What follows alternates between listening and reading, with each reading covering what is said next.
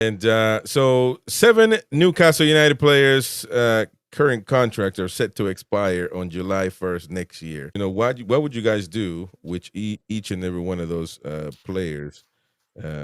Nick Pope obviously could be a good one because we got Ramsdale, but on loan, not just not criticizing Eddie or anything like that. But if you bring in a goalkeeper that you're paying over 100K a week for, I don't even think Pope is on 100K a week. Like as a shot stopper, Pope is absolutely amazing, but mate, that bloke cannot pass a ball for his life. And then whenever you got Ramsdale that can do sort of both, I mean, personally, I'd rather start Ramsdale over Pope, but he's in great form at the moment, though. Unfortunately, I definitely don't oppose having Pope in goal for for the foreseeable future. But if we're thinking long term, especially with Pope being 33 now, if we do want to retain Ramsdale and have him as our future number one, then he has to start playing games because he's not going to stick around. I don't think it's just, even if he makes an error that ends up to us losing the game, I don't think at this point in the season, I don't think that's enough to warrant him leaving the team. He's going to have a few bloody Clemmers in goal, maybe 2 games in a row for him to be dropped because it's just not fair on Pope. But yeah, I think that's what it's going to have to take. A few inconsistent games, not just the one, and then I think we'll see Ramsdale. But yeah, like really, if he is making the England squad as a second choice keeper, I mean, surely he starts. Look, and I think getting Ramsdale in has actually upped his game as well. If he comes into the team as it is now, with a goalkeeper who's so in form, and that defense, they trust Pope. I mean, but if I'm a center back and I know that sometimes I will have to pass the ball to the goalkeeper and I will have to put him under pressure, do I trust the goalkeeper to use his feet right and not put us in a bad situation?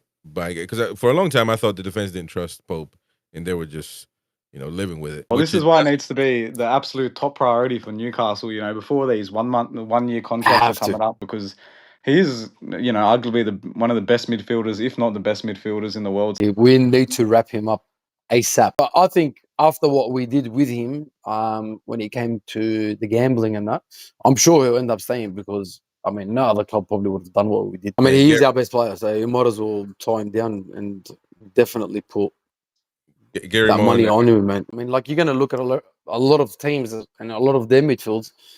Not many are as good as Toon Army, I'll tell you that. Now, the as far as salary is concerned, I mean, he needs to be at least on 250 to close to 300. He's going to have to be one of the highest paid players in the league, to be honest. Which is around that.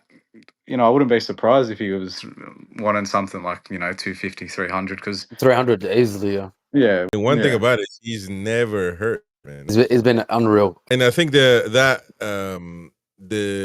him and Voltemata, the way they play, they're going to change our game. We're going to, we're really, it feels like that we're going to be shaping our team for those 2 players.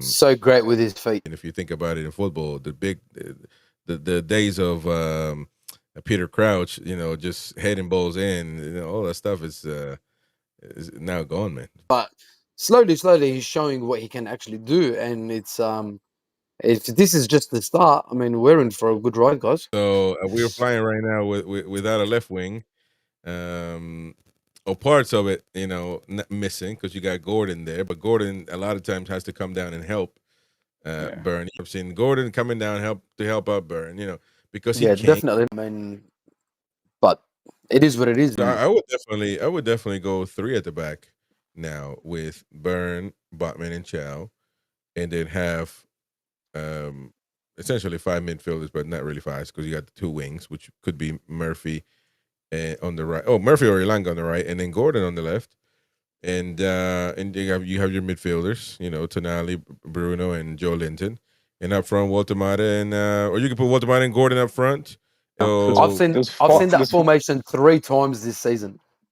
Whenever we've played that with 3 centre backs, I just feel like going forward, we're just so much weaker with the 5 at the back without that extra spare man in midfield or that extra winger to pass it to up top. I think he's doing a great job at left back, but it does limit the team and it limits the way that we play, and it probably limits the you know, the belief the attacking players having going forward, because I don't want to get him caught out, you know, our left backs. By the way, Connor is one of our kind of roaming reporters that passes news all day, every day. Said it wasn't a red card. He pulled his leg out. Yes. He was flying. You know, he was going at Anthony Gordon's speed.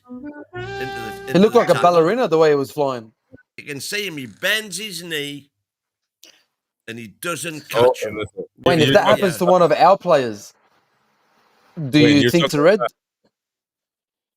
No, I don't think it's a red, because you can definitely see him bend his leg to take what would have been the foot with the studs out. You definitely see him pull that back, and the studs don't touch Van Dijk. Yeah, that touches somebody's leg to where it pulls the sock right off, holes in the sock and everything, and you can see marks in Van Dijk's So say you take that Liverpool game out, we could have managed the game better with 10 men, common sense. Mighty wins this. Everybody in the stadium wanted us to keep going and going and going. We will be back later on at 9 p.m. on YouTube live. But if you want to listen to our soothing voices, tune in to NUFCradio.com, NUFCradio.com, and you can listen to us there all day, every day.